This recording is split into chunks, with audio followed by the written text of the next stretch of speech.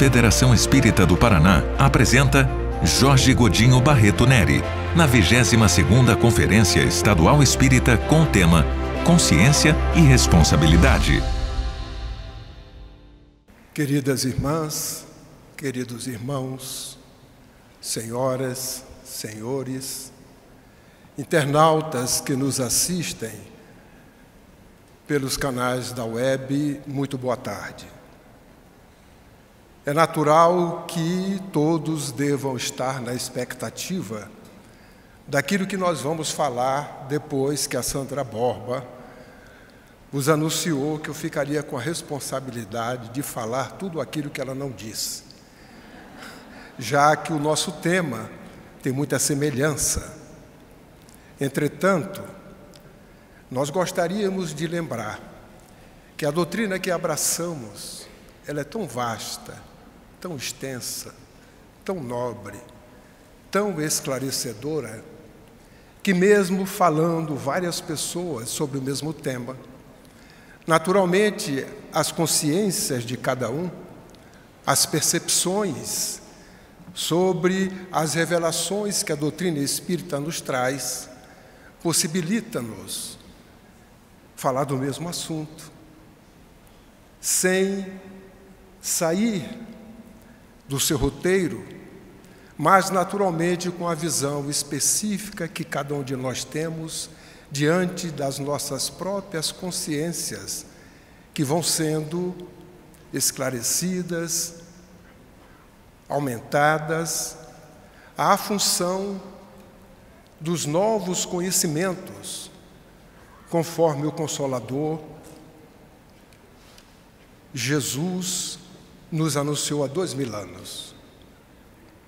Quando nós estamos falando a respeito deste tema, consciência e responsabilidade, naturalmente eu vou pedir para que avance no slide, por favor.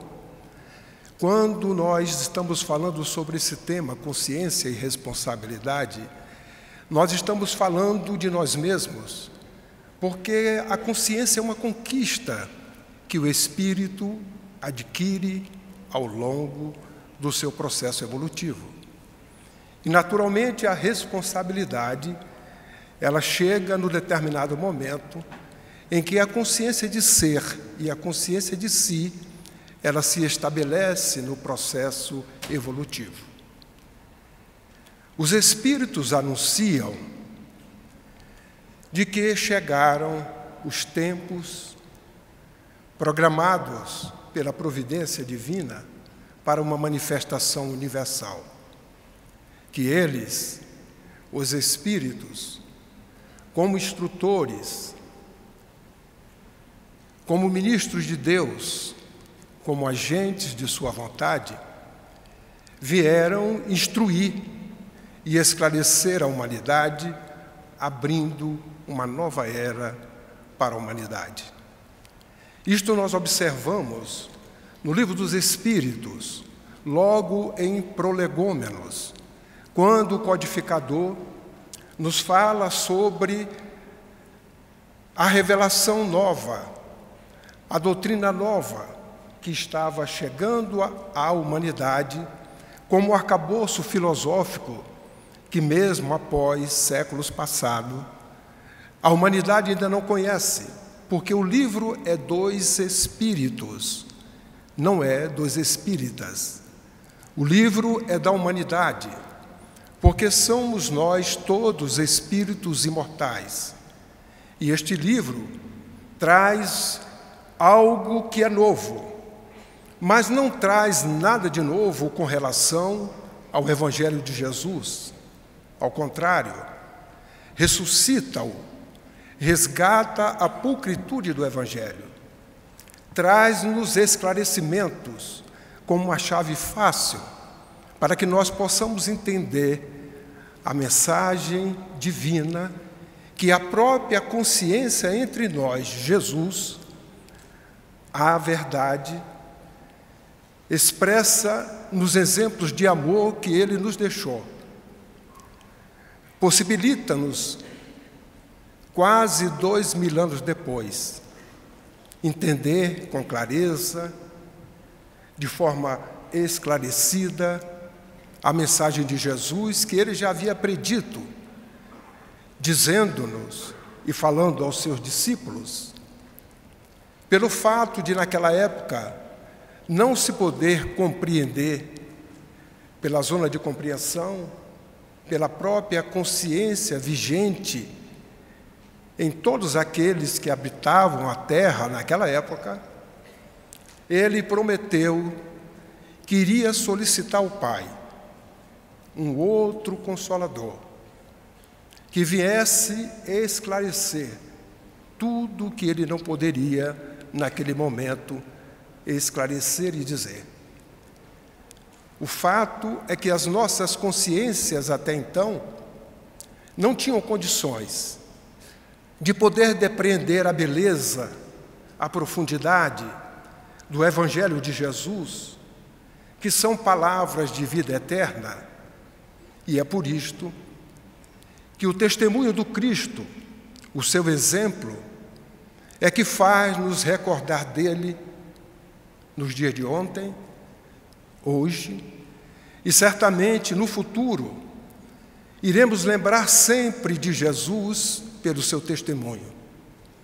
E à proporção que as nossas consciências forem adentrando em mais profundidade no conhecimento, seja ele de toda a ordem, mas especificamente nas leis divinas, que, como já sabemos, estão escritas nas nossas consciências, a compreensão melhor da vida, da mensagem de Jesus, será por nós aprendida e, ao mesmo tempo, nos levando a obrigações que a nossa própria consciência vai nos responsabilizando para que a nossa vivência tenha coerência com o conhecimento adquirido e com a consciência que vamos cada vez mais crescendo no entendimento do próprio Pai, de Deus, das suas leis e de nós mesmos.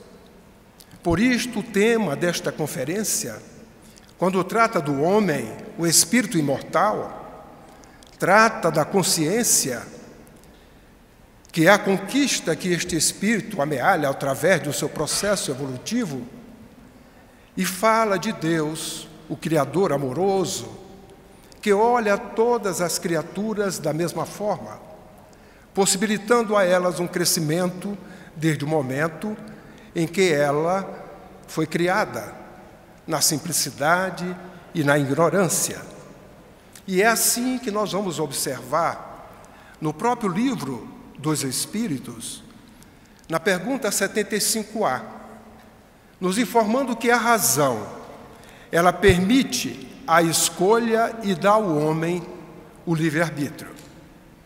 A razão, ela surge quando o espírito tem consciência de ser e de si, a partir daí dando-lhe responsabilidade através das ações que este instrumento, o livre-arbítrio, o Pai coloca para que nós possamos nos responsabilizar pelos atos, pelas ações que empreendemos de forma livre.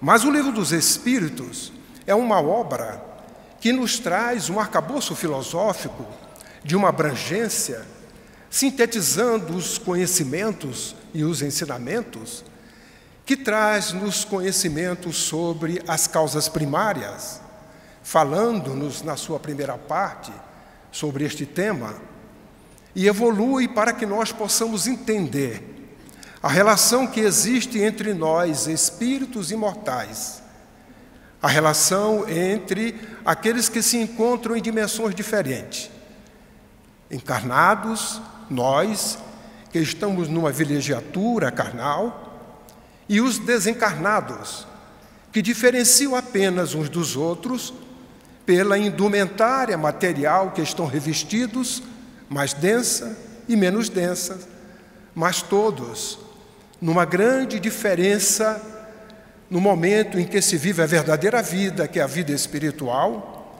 e a vida transitória, que é a material, onde o Pai possibilita a todos nós o conhecimento e, ao mesmo tempo, a ampliação da consciência diante desse conhecimento.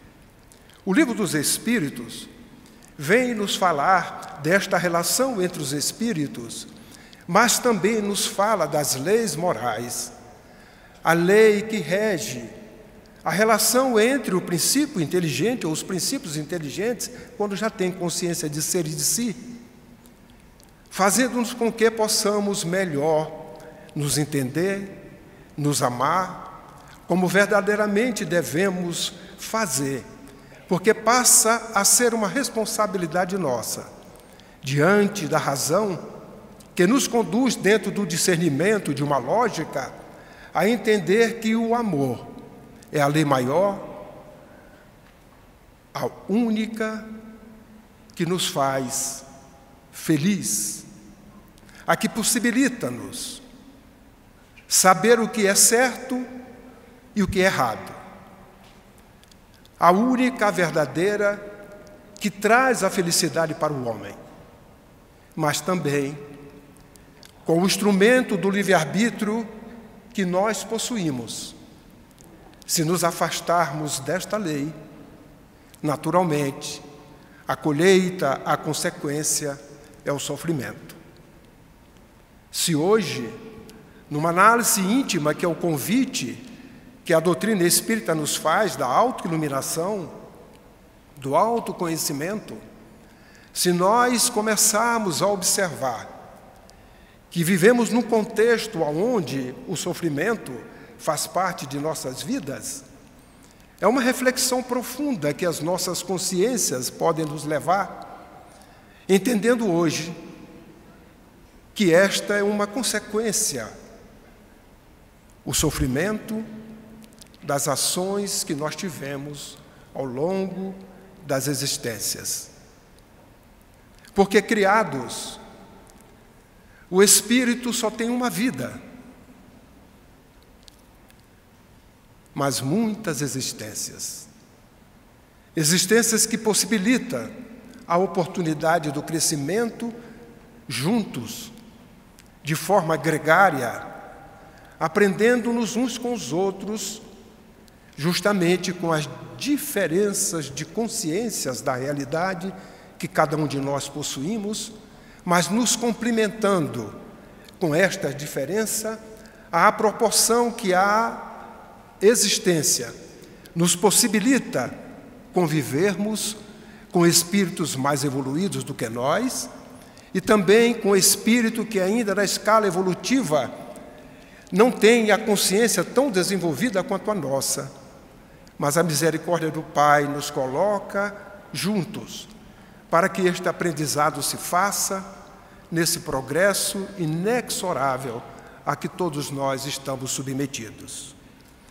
Mas a doutrina espírita, neste arcabouço filosófico, fala-nos também sobre as esperanças e consolações, mostrando-nos o advir, aquilo que nos espera quando o bem é praticado por nós.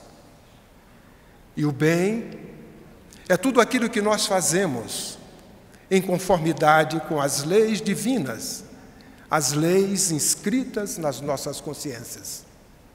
E toda vez que agimos em conformidade com estas leis, com a lei de amor, nós estaremos praticando o bem, que em essência é o que nós necessitamos para fazer com que as nossas consciências cada vez mais se aproximem da divindade.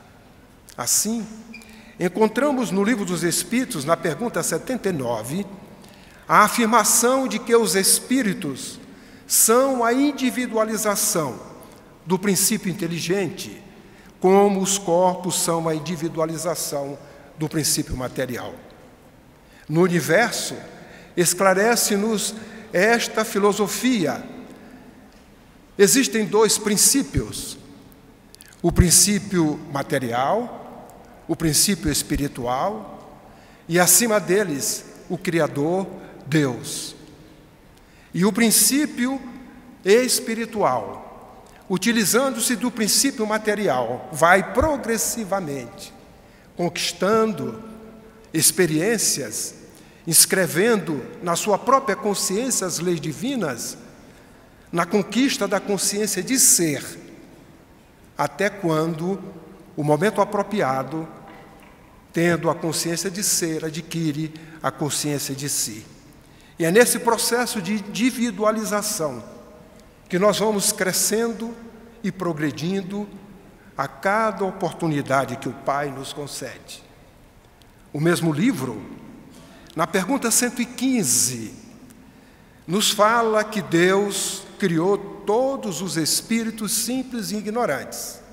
Certamente já ouvimos isto ao longo desta conferência várias vezes, mas é necessário que repitamos para que possamos ter visões dentro das consciências daqueles que aqui vieram explanar sobre esse ponto, para que possamos ampliar também as nossas consciências.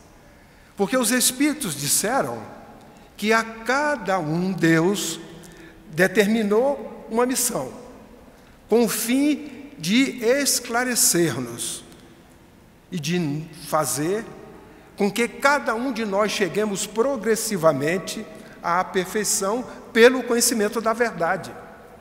E a verdade, ela está na nossa consciência.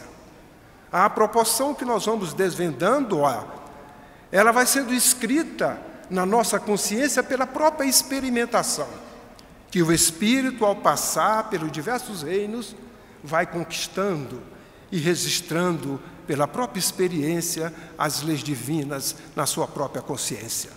Tudo isto para que nós possamos nos aproximar do Pai, voltar a Ele de forma consciente, com a consciência plena, para que possamos dizer como Cristo disse, e não foi entendido à época, porque imaginavam que Ele estava dizendo que Ele era Deus, e em momento nenhum Ele assim afirmou. Ao contrário, Ele sempre distinguiu Deus como Pai, superior a Ele. Mas Ele disse que Ele e o Pai eram um, ou era um. Eu e o Pai somos um, dizendo-nos de que a sua consciência e a do Pai se aproximam, é a mesma nesses princípios universais. Por ter chegado a uma consciência plena, de ter entendido as leis divinas em profundidade e ser capaz de receber do Pai a delegação de ser responsável por suas criações, sejam os habitats, sejam as humanidades, que estão sob a responsabilidade dos espíritos críticos, para fazer com que saiam da simplicidade e da ignorância, na prática do bem, à perfeição, ao estado de espírito crítico ao qual todos nós estamos determinados inexoravelmente. Mas o Livro dos Espíritos nos traz também mais informações na pergunta 122, dizendo que o livre-arbítrio, ele se desenvolve à medida que o espírito adquire a consciência de si mesmo. Enquanto o espírito tem, como princípio espiritual, a consciência de ser, o livre-arbítrio ainda não está de sua posse, da sua conquista. No momento que ele tem a consciência de si e de ser, naturalmente, aí sim o livre-arbítrio passa a possibilitá-lo escolhas para que ele possa responsabilizar-se pelas escolhas que faz e ter no processo evolutivo a meritocracia. Por isto que nós mesmos somos os responsáveis pela nossa felicidade. Se não somos, é porque estamos afastados da lei divina. E o pior, quando na terceira parte do Livro dos Espíritos, o codificador vai perguntando a respeito das leis naturais, e os Espíritos vão respondendo que é lei de Deus, lei divina, que nos faz feliz. e depois falando que ela está inscrita na nossa consciência. E no complemento desta pergunta, 621, Kardec pergunta: ora, se ela está escrita em nossa consciência, há necessidade, então, de termos profetas, de ter alguém para nos dizer como praticar esta lei? E eles complicam na resposta as nossas vidas muito mais. Porque na 614 diz que nós somos infelizes porque nos afastamos. Mas nesta resposta diz que nós esquecemos e abandonamos as leis divinas. E o Pai, por amor e misericórdia, envia esses espíritos missionários para poder fazer com que nós nos aproximemos da lei divina, relembremos delas e não mais as esqueçamos. É por isso que ele vai no questionamento, chegando ao ponto da pergunta 625, que todos nós sabemos já qual é a resposta, perguntando aos espíritos qual o tipo mais perfeito que o Pai, na sua bondade, colocou para a humanidade, como sendo guia e modelo. Resposta singela, uma única palavra, mas de grande profundidade: Jesus. É o guia, é um modelo inigualável, que a humanidade, na sua época em que esteve conosco, não entendeu, desrespeitou, não soube ter atenção ao que ouviam, ao que viam, trucidou, dilapidou, negou, crucificou, e, no entanto, ele manteve-se impassível. Por isto que ele afirmou: eu venci o mundo. E venceu, sim. Porque 2000 anos depois, é o único líder da humanidade que cresce naqueles que procuram ser seus discípulos. E quanto mais a humanidade vai crescendo no conhecimento, seja ele no científico, no tecnológico, a consciência vai possibilitando entender melhor a mensagem cristã que ele nos deixou, apoiando este entendimento. E ele cresce. 2000 anos depois, milhares de livros falam sobre ele, não escritos por seus discípulos, pelos ditos religiosos, mas escritos por aqueles ditos pesquisadores que quiseram e querem conhecer este homem. Que homem é este que esteve conosco e durante uma vida pública de 3 anos apenas, sem nada a escrever, disse várias coisas, mas viveu todas as coisas em intensidade como jamais alguém vivenciou. Era sozinho, escolheu 12 numa diversidade,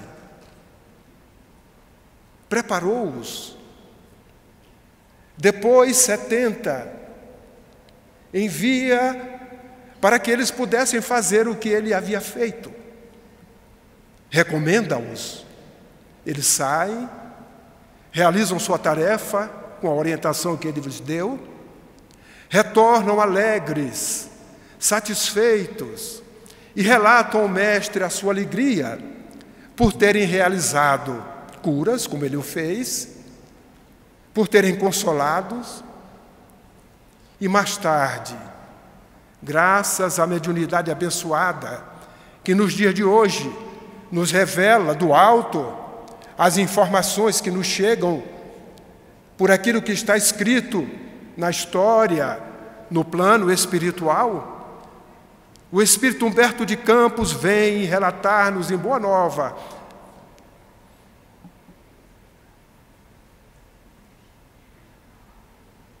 os 500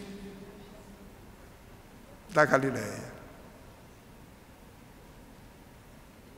2000 anos se passam. Bilhões somos os encarnados. E já temos bilhões de seguidores que se dizem discípulos.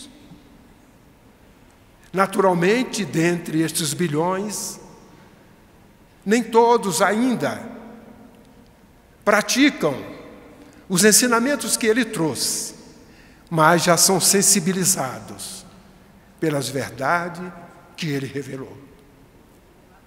E o livro dos Espíritos vem nada mais, nada menos do que resgatar a pureza do seu Evangelho, que durou apenas 313 anos na história da humanidade, até o momento em que o Império Romano resolveu não mais perseguir os cristãos, dar-lhes liberdade de credo, de publicamente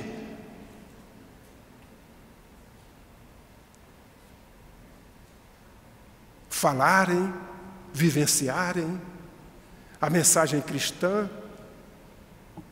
um ganho, mas na realidade uma grande perda, porque no momento em que a religião se apossa, o Estado se apossa da religião, mescla os interesses variados, os interesses pessoais, políticos, pagãos, porque os hebreus era como se fosse uma ilha, um povo que acreditava, defendia o Deus único, mas na realidade, em seu entorno, o politeísmo, o paganismo vigia com toda intensidade.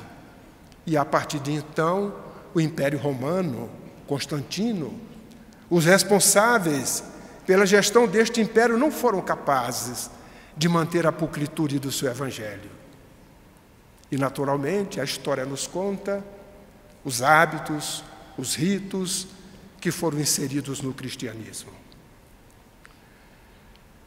A pergunta 123 do Livro dos Espíritos também vem nos revelar que a sabedoria de Deus está na liberdade de escolher, que Ele, o Pai, deixa para cada criatura, porquanto assim é que cada um tem um mérito de suas obras. Por isso que a justiça divina, ela estabelece que a cada um de acordo com as suas obras.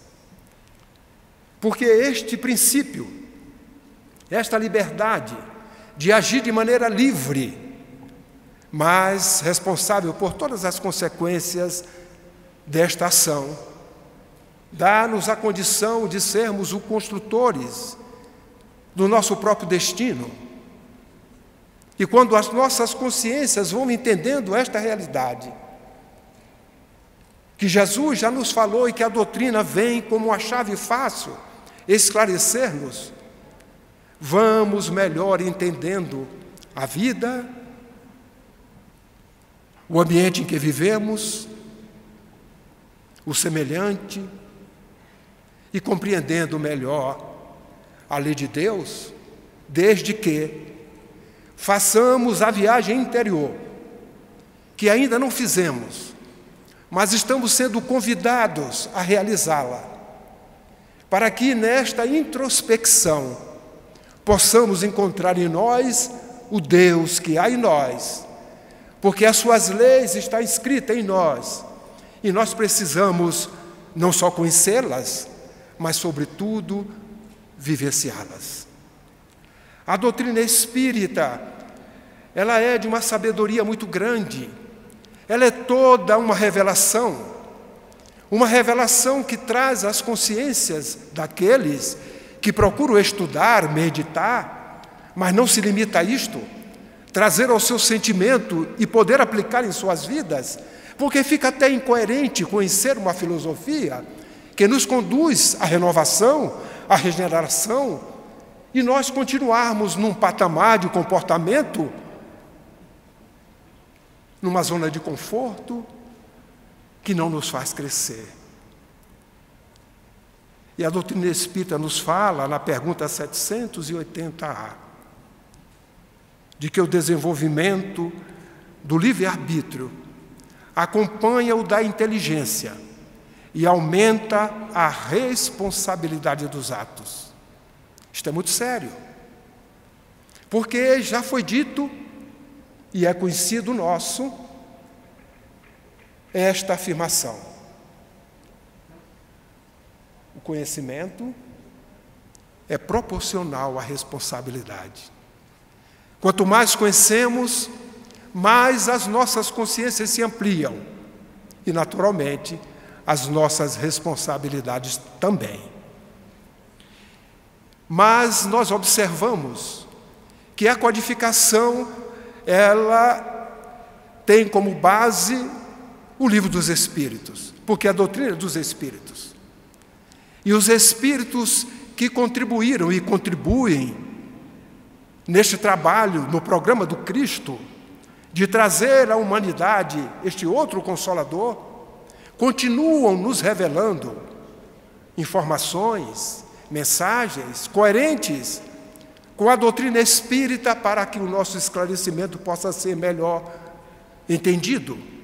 E nós vamos encontrar no próximo slide a informação da veneranda Joana de Ângeles, que nos fala a respeito do ser humano e sua realidade, dizendo-nos que, criado simples e ignorante, como já sabemos, na condição de espírito inteligente, desenvolveu-se ao largo das centenas de milhões de anos, atravessando as diversas fases da cristalização, naturalmente no reino mineral, da sensibilidade vegetal, já num crescente, num progresso, de uma consciência tomando conhecimento de ser, da percepção instintiva animal, até alcançar a consciência e a inteligência humanas.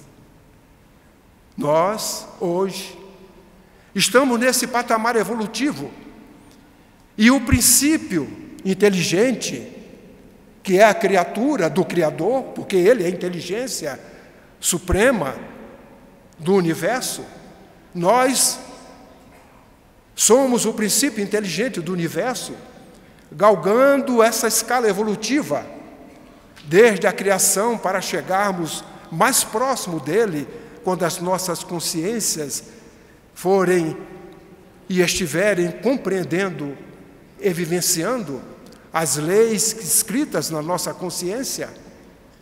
Estamos hoje neste patamar de conscientes no reino nominal, mas muito ainda próximos do reino animal, ainda com experiências vividas muito fortes, onde o ego falava muito forte, e que nos dias de hoje, neste novo patamar, ele nos serve não mais para que nos sirva, para que as nossas atitudes se baseiem nele, mas que nós possamos transformá-lo.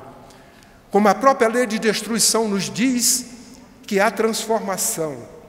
A destruição não é como nós pensamos, mas é uma transformação de tudo que existe. E nós precisamos transformar o nosso egoísmo, este patamar vivido em épocas pretéritas, em outros reinos, transformar o egoísmo na caridade. É o nosso desafio para que nós possamos assim crescer e, ao mesmo tempo, chegar aos patamares que nós desejamos quando tomamos conhecimento daqueles que já evoluíram, que nos orientam e que nos traz o consolo através das mediunidades abençoadas. Muitos deles, às vezes, dentre nós mesmos, no processo de ir e vir, no processo da vivência entre nós, para que os seus testemunhos sirvam a nós, não como modelo e guia, porque o modelo e guia é Jesus, mas como um exemplo bem perto, bem próximo, para que nós não esqueçamos do modelo e guia que é o Mestre amado Jesus, o Cristo de Deus, o enviado.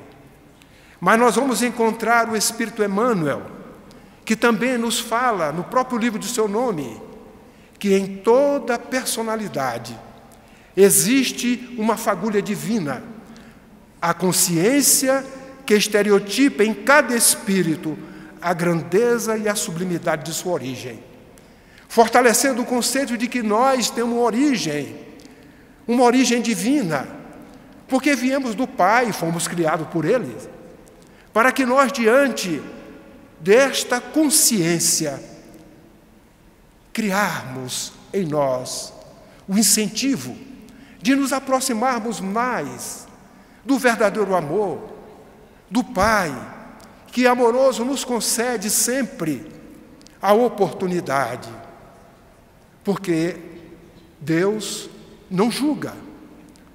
Quem julga é aquele que se utiliza do mal praticado, da mesma forma, e muitas das vezes, utilizando com sentimento de ódio, ou de vingança, ou de cobrança. Deus, no seu amor, não julga. Ele pratica justiça. E Jesus, no diálogo, em plena praça de Cafarnaum, diante de um doutor da lei, que era conhecido pelo rigor dos seus julgamentos, Natan ben Assad, ele, no diálogo, respondendo a um questionamento que ele fez, Jesus responde para ele em plena praça pública que ele já estava alimentando o ódio que nutria, porque a sua presença ali era para desmascarar Jesus com os questionamentos que fazia. E Jesus esclarece a ele que justiçar não é igual a julgar. Justiçar é dar a oportunidade para que o réu, o delinquente, aquele que cometeu um equívoco perante a lei, ele possa recuperar-se e, a partir da recuperação, retornar à sociedade de forma digna, para poder se integrar a ela e, a partir daí, seguir o seu processo. Porque quem julga não pratica justiça. E Deus não julga. Ele é justo. E Ele concede a todos nós oportunidades, mesmo que sejamos renitentes nos erros, mesmo que diante das responsabilidades assumidas nós não a realizemos. A sua misericórdia, o seu amor, nos dá sempre oportunidade para renovação. Consciência e responsabilidade é algo que, para nós entendermos, necessário se faz a compreensão de dois princípios. O princípio do determinismo divino e o princípio da livre determinação individual. Que o Espírito Áureo, ele nos explica no livro Universo e Vida, que o princípio do determinismo divino, ele é inexorável. Ele trata da própria evolução universal, a que todos nós estamos submetidos, de forma absoluta, imposta como tal, necessária, irreversível, para que esse progresso se faça na direção da suprema felicidade a que todos nós estamos destinados. Mas quando ele se refere ao princípio da livre determinação individual, ele nos fala que é o desdobramento do princípio da livre determinação divina, do determinismo divino, da evolução, aonde nós temos isso como um complemento, ao qual estamos vinculados e que é outorgado a cada um de nós, às criaturas, o direito de atender à suprema vontade do Pai como e quando quiser. A suprema vontade do Pai está em nós. na nossa consciência, mas a sua misericórdia nos dá a oportunidade de realizar esse progresso quando e como quisermos. Mas Ele traz isso à compreensão da liberdade, dizendo-nos que aí nós temos um tríplice aspecto de liberdade: uma liberdade de tempo, uma liberdade de modo e uma liberdade de vontade, para que nós possamos, neste crescimento, nesta lógica, neste desejo, praticarmos a lei divina que está na nossa consciência, quando, como quisermos e se desejarmos. E isto é de grande responsabilidade para o espírito imortal.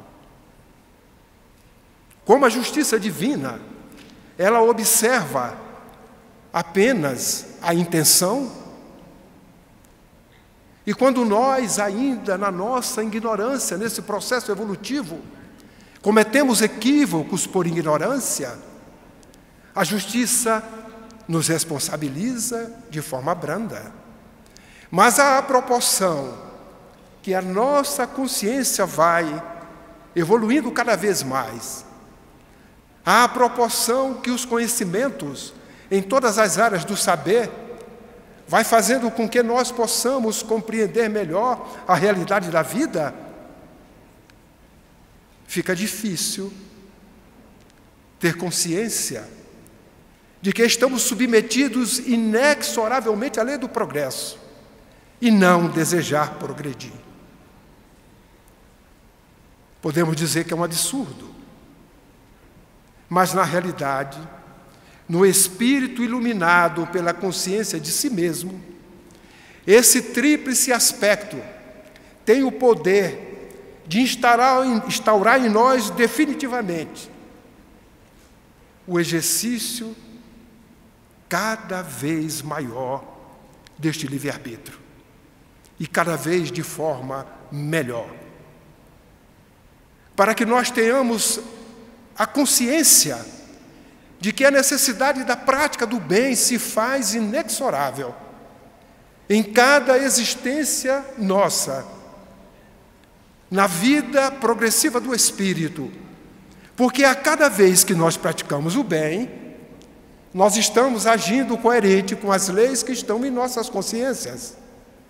E se assim fazemos, estamos cada vez mais adentrando as leis divinas que estão em nós. Mas se nós assim não fizermos, naturalmente a ausência do bem traz-nos a consequência do mal. Por isto que o mal, ele não é eterno, ele é temporal. Existe enquanto a criatura não pratica o bem, porque o que é atemporal é a lei divina, que é eterna, é o bem, que é o amor. É a prática, o exercício do amor.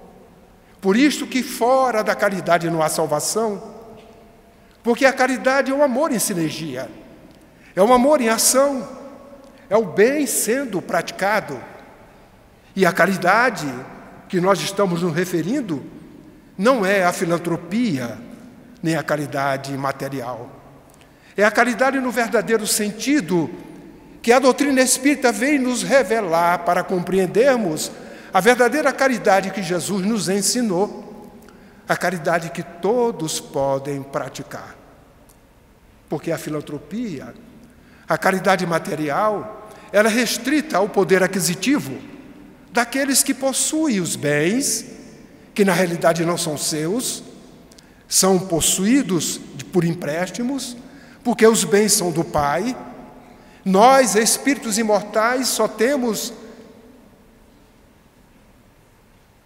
3 coisas: o nosso atributo como espíritos imortais, inteligência, o conhecimento que vamos amealhando a cada existência e que vai propiciar o aumento das nossas consciências ao longo do processo evolutivo,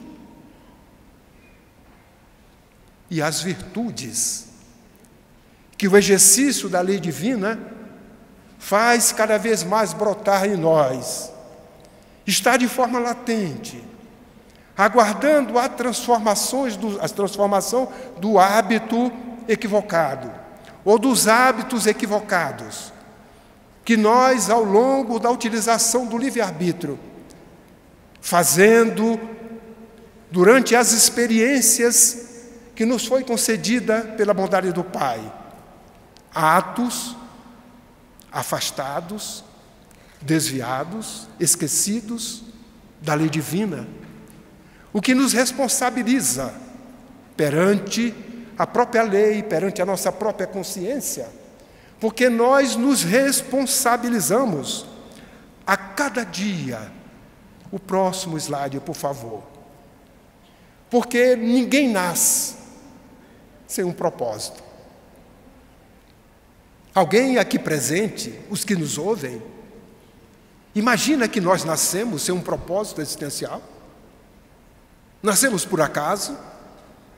Isso é concebível para aqueles que ainda não foram tocados pela mensagem de Jesus, pelo seu Evangelho.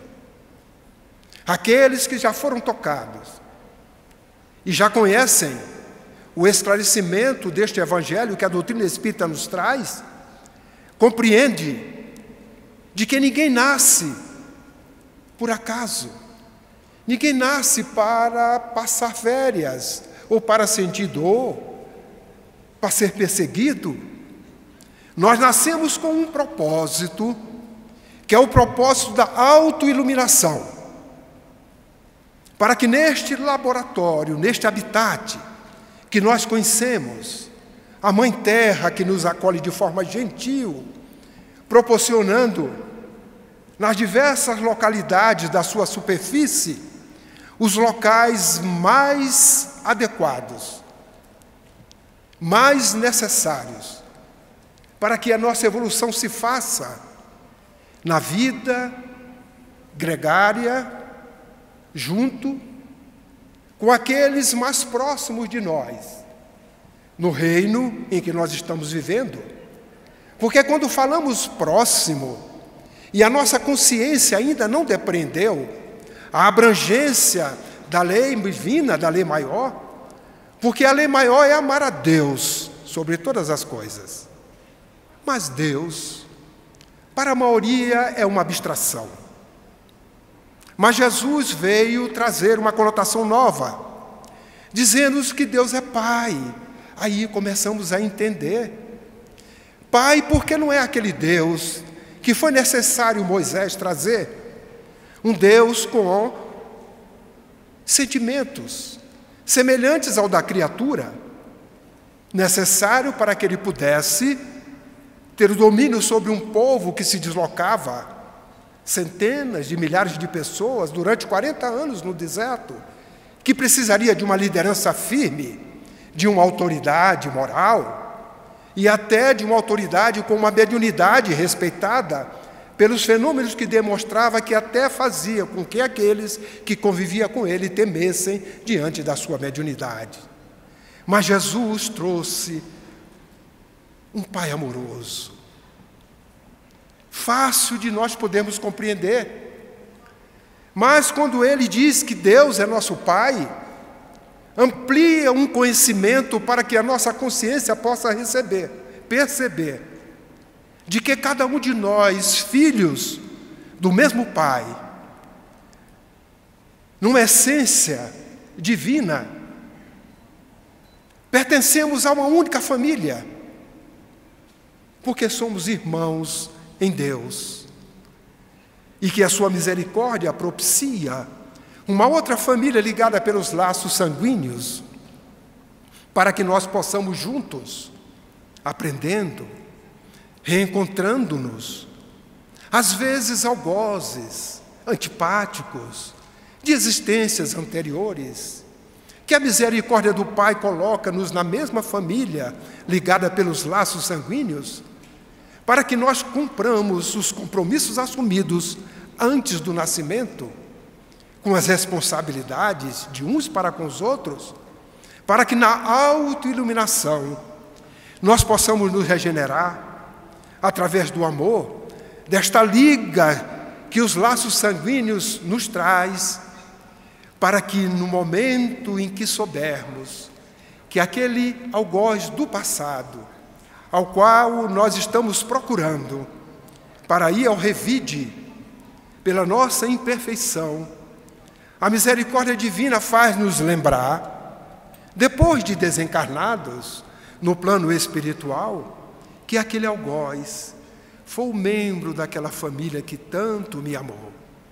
Talvez o meu pai, a minha mãe, o meu irmão, a minha irmã, ou a minha esposa ou o meu esposo, quebrando em nós este instinto ainda muito primitivo, com o sentimento de vingança por desconhecer as leis divinas, abrandando as nossas consciências para entendermos que aquele que nós desejávamos cobrança é quem nos amou, é quem cuidou de nós no momento mais apropriado, possibilitando-nos assim fazer com que este laço divino que nos prende ao Criador e que nos prende uns às outras, às criaturas, porque todos nós estamos ligados a Ele, como irmãos em humanidade, possamos assim ir exercitando o verdadeiro amor nessa conquista de nós mesmos e do próximo. Isto quer dizer que quando nascemos, nascemos com responsabilidades. Mas alguém pode dizer, eu não me lembro. Eu nasci, mas eu não me lembro qual foi o compromisso que eu assumi no plano espiritual. A partir de agora, eu vou partilhar com vocês algumas transparências que vai nos conduzir a uma reflexão sobre responsabilidades, já que o nosso tema é sobre consciência e responsabilidade. E a consciência, eu imagino, que já foi tão falada, que nós já estamos tendo uma claridade maior sobre este conceito, sobre isso que nos responsabiliza. E é por isso que, a partir de agora, com a permissão de todos, nós vamos compartilhar algumas transparências para que nós possamos entender os nossos compromissos e as nossas responsabilidades diante do crescimento das nossas consciências.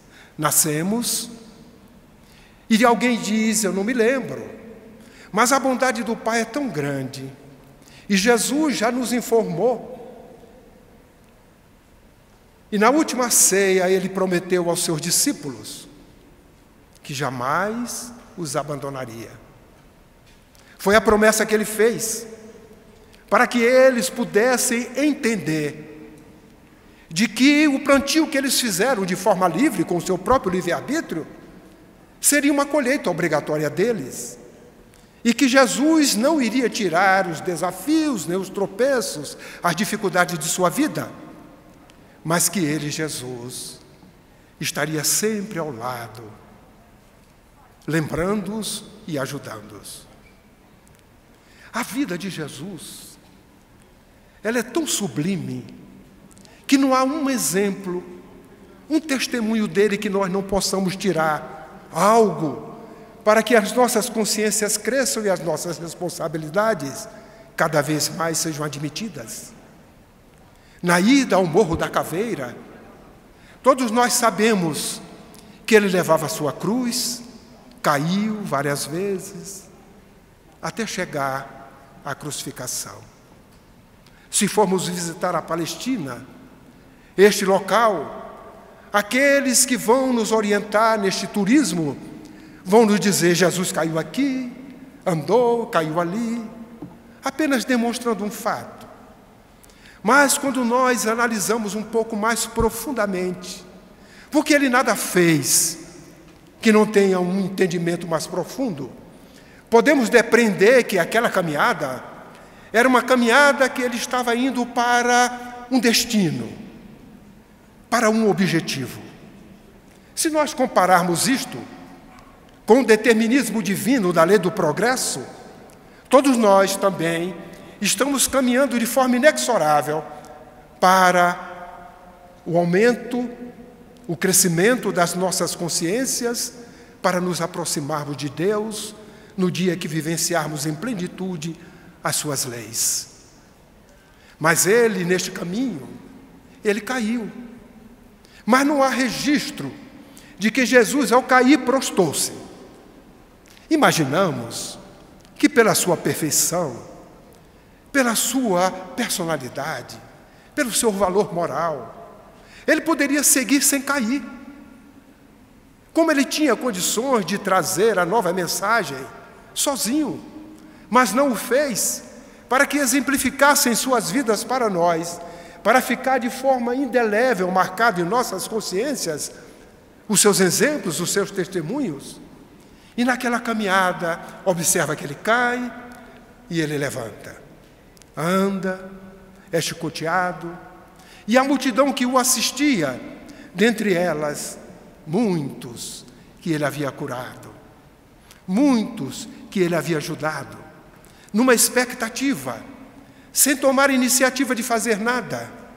Ele cai, pela segunda vez levanta, mas um homem que se aproximava, ao verificar a multidão, e a lei permitia, se durante aquele trajeto alguém quisesse ajudar aquele que carregasse a cruz, e fosse permitido pelo seu carregador, era permitido. E aquele homem, Cirineu, ao observá-lo,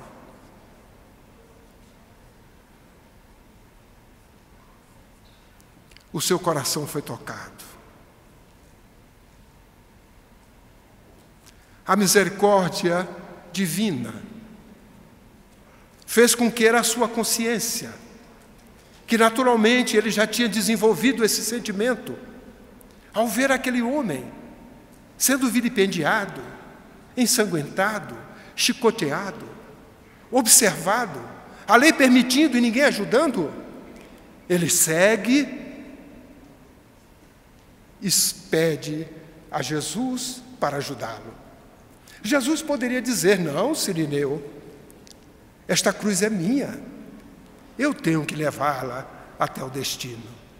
Assim não fez, aceitou ajuda, deixou que Cirineu o ajudasse, prosseguiu, deve ter caído outras vezes. E o grande ensinamento que fica para nós neste percurso, numa comparação nesse nosso processo evolutivo, é de que a queda faz parte, pela ignorância, pelos equívocos. Não faz parte prostrar-se, ou ser recorrente no erro cometido, repetindo sempre. Caiu, levanta, corrige o erro, adianta. Se caíres é mais na frente, por outro erro, porque a consciência ainda não se ampliou o suficiente para poder aplicar na vida o conhecimento que as leis divinas propiciam. Mas na caminhada, ele demonstrou que terá sempre um Cirineu. Por isso ele aceitou ajuda, deixando-nos o exemplo de que nesse processo evolutivo teremos sempre um Cirineu. Por isto, ele falou aos discípulos na última ceia: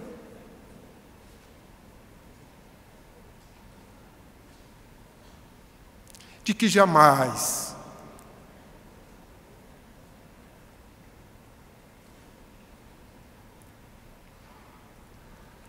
abandonaria os seus discípulos. Nos dias de hoje, ele está entre nós. Prometeu um outro Consolador e nos enviou. Está entre nós relembrando os compromissos que, quando encarnados, nós esquecemos, pelas mensagens que nos chegam. E é assim que eu peço que coloque a próxima transparência. É uma mensagem do Espírito Ismael, no ano de 1873, que vem relembrar aos espíritas a sua missão, dizendo-nos de que a missão dos espíritas no Brasil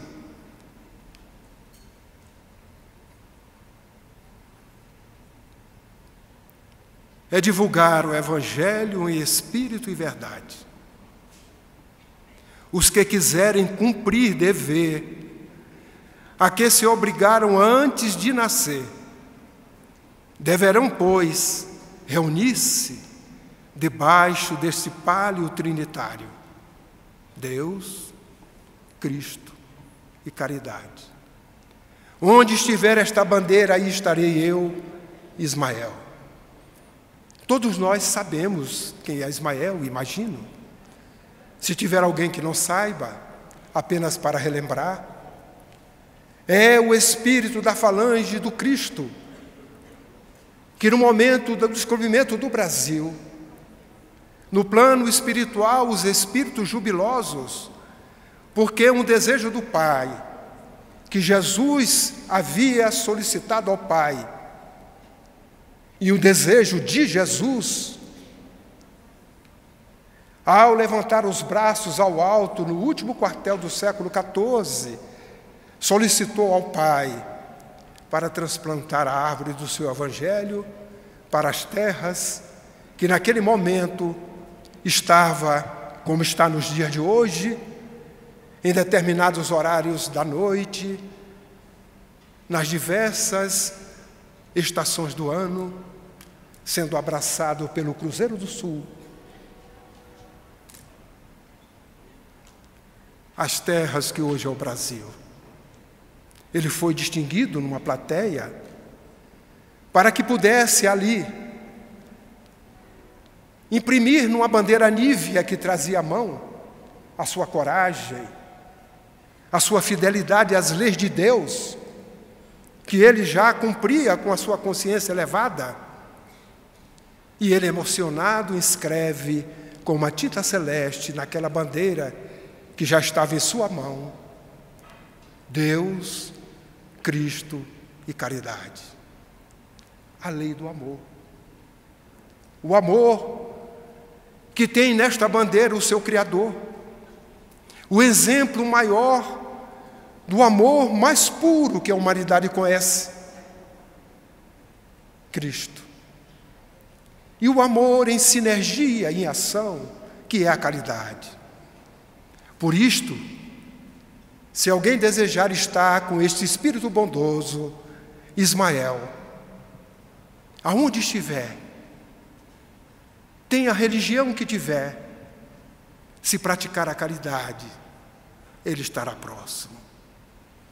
E dentre aqueles que são os espíritos discípulos que fazem parte da sua falange, nós vamos encontrar o conhecido venerando Dr. Bezerra de Menezes, que todos nós já estamos habituados, pela sua proximidade, junto a cada um de nós, pela mediunidade abençoada, seja do Chico Xavier, do Divaldo Franco e de outros médiuns, que ele se utiliza para nos relembrar as responsabilidades que assumimos antes do nascimento, conforme Ismael assim o fez.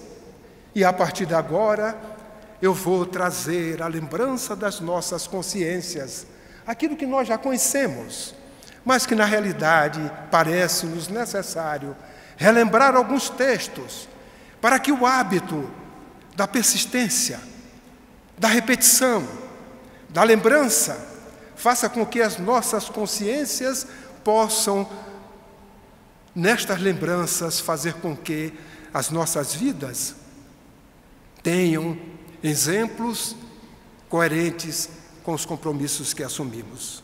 É assim que nós vamos observar no ano de 1988, na reunião do Conselho Federativo Nacional, o Dr. Bezerra trazendo-nos uma mensagem que está exposta no Reformador de janeiro de 1989, nos dizendo o seguinte: ser espírita é ser cristão, viver religiosamente o Cristo de Deus em toda a intensidade do compromisso, com a permissão dele, eu diria, com toda a intensidade da responsabilidade. Porque compromisso é responsabilidade. Nós, como espíritas, temos esse dever de divulgar o Evangelho. E ser espírita é ser cristão. Qualquer outra denominação, ela pode ser compreendida por nós, porque o codificador já as deu, no momento que classifica os espíritas apenas em 4 adjetivações: o espírita pesquisador, o espírita imperfeito, o espírita exaltado e o espírita verdadeiro ou espírita cristão. O que o doutor Bezerra nos relembra é que nós devemos ser espírita cristãos, porque, com todo respeito ao pesquisador, ele assim o faz para verificar o fenômeno e ele se limita a esta verificação, brindando-nos até com obras de entendimento, de conhecimento, a respeito da mediunidade, desse mecanismo de relação entre ambos os planos da vida, mas se limita a isto. O espírito é imperfeito, ele conhece o Evangelho de Jesus à luz da doutrina espírita. Ele verifica que é um conhecimento excelente, é uma ciência fabulosa, é uma doutrina que nos traz um aspecto filosófico muito importante, com aspectos éticos, morais, de consequências religiosas, mas ele se limita a isto, ao conhecimento. Para por aí. O exaltado, Kardec nos diz que este presta mais desserviço do que serviço. Porque o exaltado é aquele que ouve as coisas, não usa a razão nem o discernimento, e o discernimento é uma palavra de ordem nos dias de hoje, para que nós tenhamos, principalmente com os meios de comunicação à disposição, porque nós podemos ouvir algo, interpretá-lo, e por sermos exaltados na nossa interpretação, que é equivocada, nós possamos disseminar isto de forma irresponsável e viralizar, como se diz hoje, diante da tecnologia à disposição. Eu vou dar um exemplo simples, para fácil compreensão. Eu sou, por exemplo, um espírita desse aspecto, um espírita que é exaltado, e eu estava na casa espírita, e observei que o grupo mediúnico, as pessoas, estavam comentando que tinham recebido uma mensagem de Sócrates. E aquilo me despertou, e a partir dali, eu, por ser exaltado, já estava saindo, e cheguei em casa, falei para minha esposa que Sócrates estava se comunicando na casa espírita. E, de repente, no meu grupo de amigo mais íntimo, eu já viralizei, dizendo que tem mensagens sobre Sócrates. É uma meia-verdade, se ela existe. Porque o grupo estava comentando que Sócrates realmente se comunicou. Só que era o filho, de nome Sócrates, de uma trabalhadora da casa, que veio trazer uma mensagem de conforto à mamãe, à família. E aí, depois que eu viralizei, não dá mais para trás atrás. Porque quem me ouviu não vai ouvir mais, e eu, por ser exaltado, eu estou prestando mais desserviço à doutrina por falta de discernimento. Agora, o espírita cristão, o verdadeiro espírita, ele conhece a doutrina, ele medita no seu conhecimento, e essa meditação faz com que a sua consciência exalte-se, ela cresça. A partir daí, ele traz isso ao seu sentimento, porque o doutor Bezerra diz que espiritismo é sentir. E quando ele traz ao sentimento, ele está apto a vivenciar. Então, o verdadeiro espírito, o espírita cristão, conhece, medita, traz ao sentimento e vivencia a doutrina. É este o convite que o doutor Bezerra está fazendo a todos nós, para que nós sejamos espíritas cristãos. Qualquer outra denominação, além destas 4, com respeito a todas elas, fica por conta de quem as faz. Mas nós, espíritas cristãos e verdadeiros, devemos ouvi-las com respeito à zona de compreensão que todos têm, mas jamais dar atenção ou viralizar, para que isso se dissemine de forma irresponsável, porque a doutrina é clara sobre as adjetivações daqueles que seguem Jesus nos dias de hoje, com o conhecimento que a doutrina espírita nos traz e nos esclarecimentos sobre o seu Evangelho, palavras de vida imortal. Ele continua dizendo ainda no ano de 1988, divulgar Jesus vivo e atuante no espírito da codificação. É compromisso, leiamos, é responsabilidade impostergável que cada um de nós deve realizar com perfeita consciência de dever.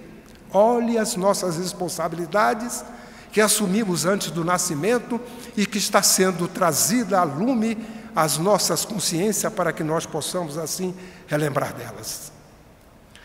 No ano de 1989, ele ainda volta a nos esclarecer, dizendo aos espíritas: agora tendes o compromisso de acender, na escuridão que domina o mundo, as estrelas luminíferas do Evangelho de Jesus.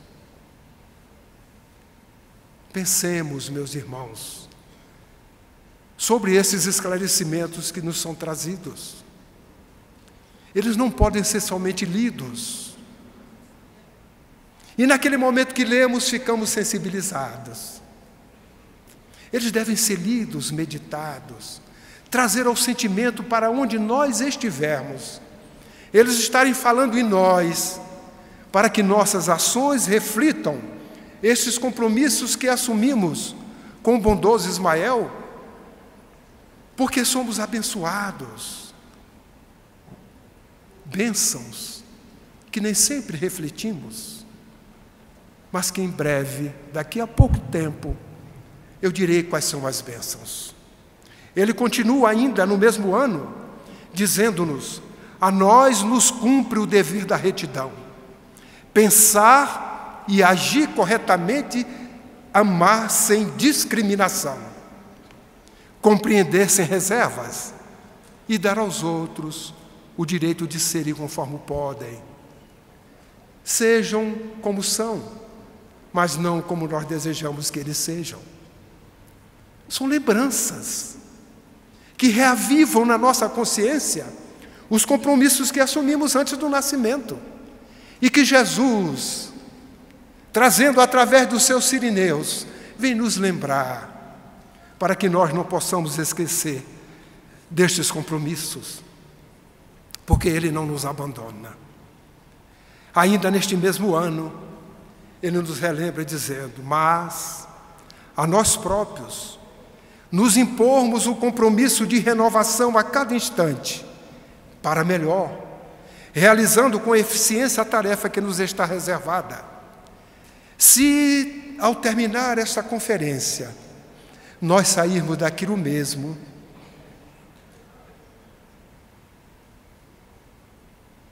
será que sairemos? Tenho certeza que não. Porque de uma forma ou de outra, a cada momento, a cada instante, que estamos trocando, alguém que vos fala, vocês que nos ouvem, a interação desses raciocínios, que cada um faz à proporção que as imagens, que as falas, vão sendo trazidas. Eu tenho uma certeza que nós vamos aguçando em nós esse compromisso de ser melhor no segundo seguinte do que no segundo anterior. E ele, no ano de 2001, relembra-nos mais uma vez dizendo: mas a nós próprios nos impormos o compromisso de renovação a cada instante para melhor realizando com eficiência a tarefa que nos foi estar reservada. Ele, no mesmo ano, ele nos fala assim, carinhosamente paternal, como ele nos diz: meus filhos, necessitamos voltar a Jesus, é sinal que estamos afastados dele. Não nos esqueçamos, em momento algum, de que a adesão à proposta espírita é compromisso de autoiluminação. Ninguém conhece a doutrina espírita que não começa então a entrar num estado ou de dúvida ou de questionamentos para sair do patamar de zona de conforto para um outro, que é o da autoiluminação, coerência do conhecimento com a vivência que pratica. E no ano de 2002, ainda no Conselho Federativo, ele vem nos dizer, nesses conflitos que nos desafiam a capacidade de discernimento e nos provocam tomadas de decisões, às vezes apressadas, há convites para desvio da finalidade que abraçamos, do compromisso, substituamos da responsabilidade que temos para com a doutrina dos Espíritos. E ainda continua, a nossa preocupação de mudar o mundo não pode abandonar o compromisso de nossa mudança interior. Temos uma responsabilidade conosco mesmo de fazer essa mudança interna que cada um de nós necessitamos fazer a cada dia e a cada instante. O nosso compromisso com a fé espírita é de urgência e todos os esforços devem ser evitados para conseguirmos esta meta. Será que estamos lembrados destas informações que ele nos traz? Como mensageiro do alto, como um sirineu da falange do Cristo, discípulo fiel de Ismael, nesse trabalho da construção de um mundo de paz, de um mundo melhor? E no ano de 2003, ele nos fala que mantém o espírito de paz, preservando os objetivos abraçados, e caso seja necessário selar vosso compromisso com testemunho, não titubieis. Os primeiros cristãos deram a vida em holocausto como testemunho. E nós? Vamos dar a vida em testemunho? Claro que nos dias de hoje, com a evolução, nenhuma justiça vai nos cobrar a morte por sermos espíritas. Mas os espíritos dizem que o nosso testemunho é muito mais delicado, porque o deles, és cristão? Sim, morte certa. Nós não. A todo instante, pelas nossas ações, vem a pergunta: a que Senhor estás servindo? A que Senhor estás servindo?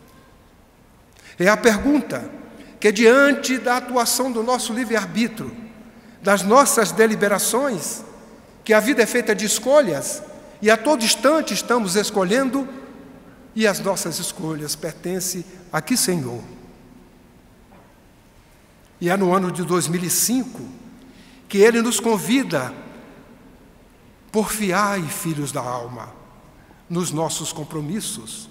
Veja que ele não diz que é dos vossos compromissos, porque os nossos compromissos são de ambos os planos da vida. Nós, os encarnados, não realizamos nada sozinhos. Realizamos, sim, nesse compromisso mútuo com os benfeitores espirituais. Com certeza, já leram aquilo que está escrito. Passo para o próximo slide.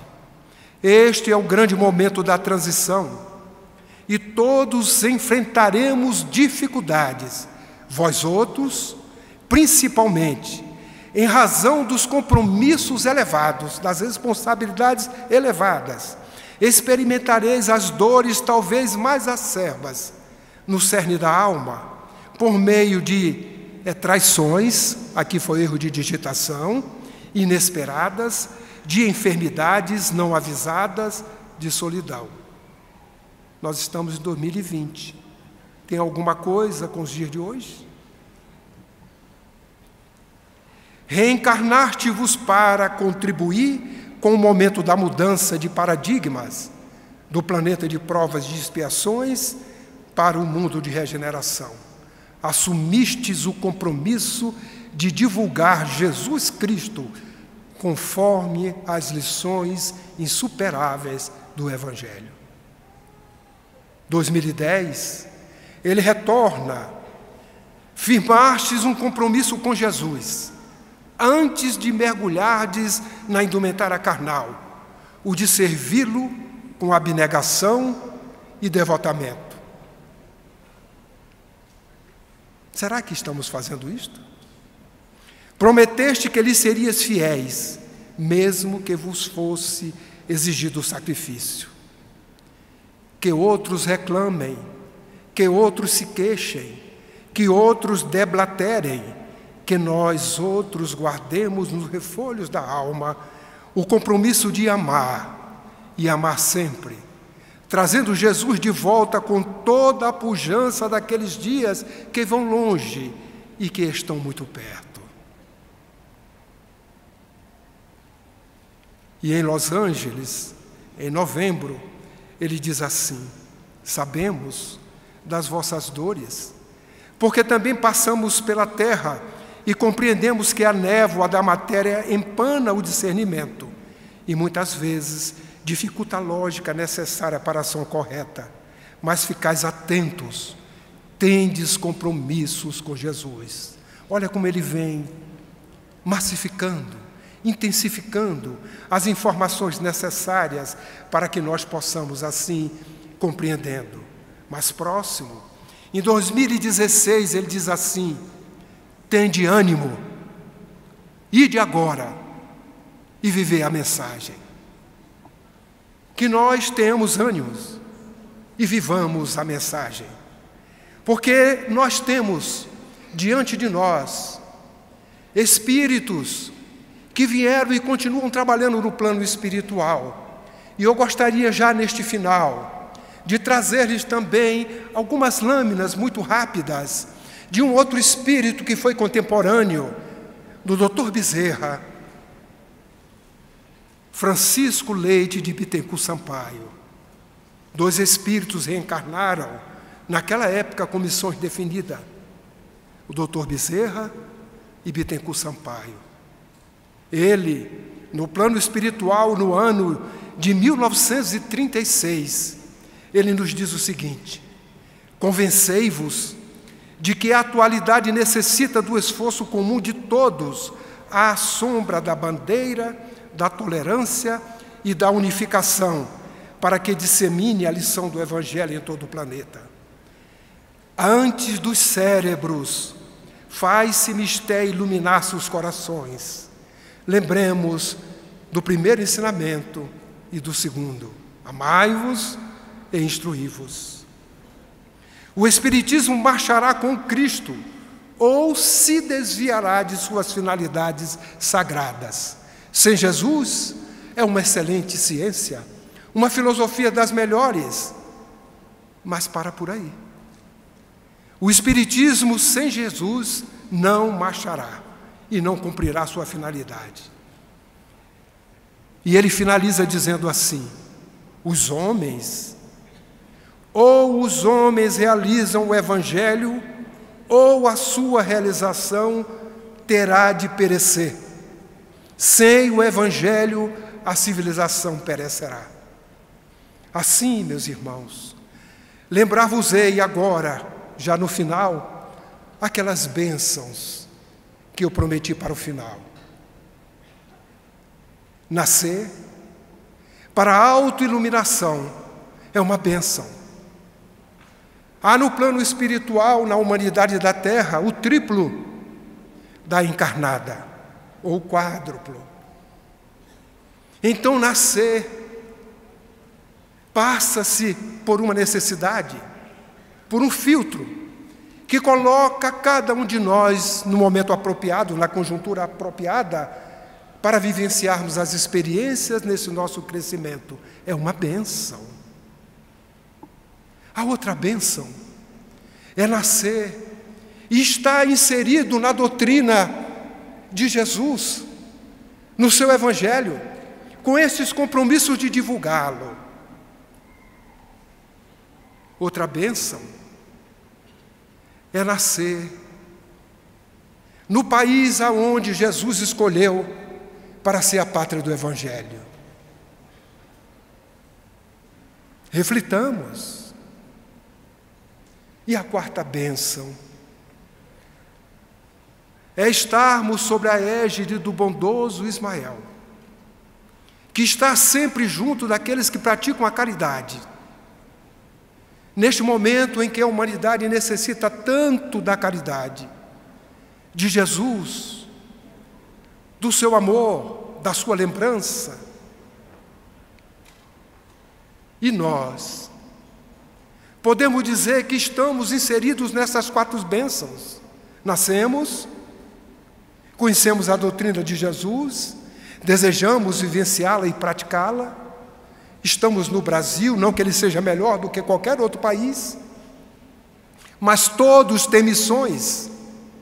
E a missão que o Cristo deu a ele é esta, que o Brasil está construindo, porque todos que nascem nesta pátria têm a permissão do Cristo e de Ismael.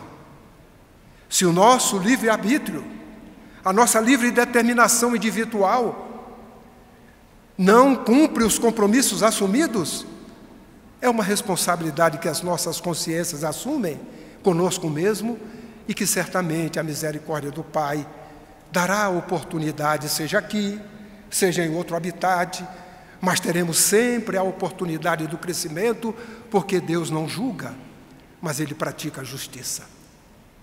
Por isto, finalizando, eu gostaria apenas de deixar